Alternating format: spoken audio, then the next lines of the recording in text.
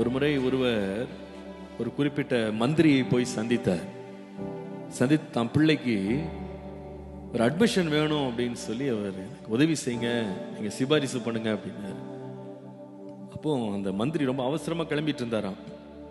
அந்த சகோதரன் என்கிட்ட சொன்னார், அவசரமா கிளம்பிட்டு இருந்தாராம். எனக்கு இப்பெல்லாம் கடிதம் எழுத நேரம் இல்லப்பா அப்படின்னு சொல்லிட்டு அவர் டேபிள்ல இருந்து ஒரு விசிட்டிங் கார்டு எடுத்தாராம்.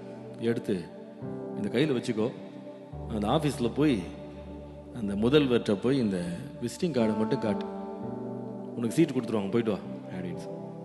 இவருக்கு ரொம்ப தயக்கம், என்ன லெட்டர் கொடுக்காம விசிட்டிங் கார்டு மட்டும் கொடுத்தாருன்னு.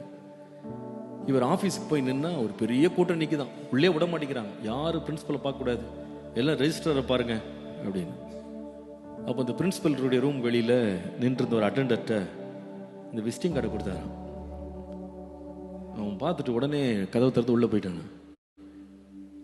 ஒரு 10 செகண்ட் ஆகல, கதவு திறக்கப்பட்டது. உடனே உங்களை வர சொல்றாங்க அப்படின்னு. உள்ள வந்தா, இவரை உங்களுக்கு தெரியுமான்னு கேட்டாங்க. ஆமாங்க, நல்லா தெரியும், அவர் தான் கொடுத்து விட்டார், உங்களுக்கு என்ன வேணும்?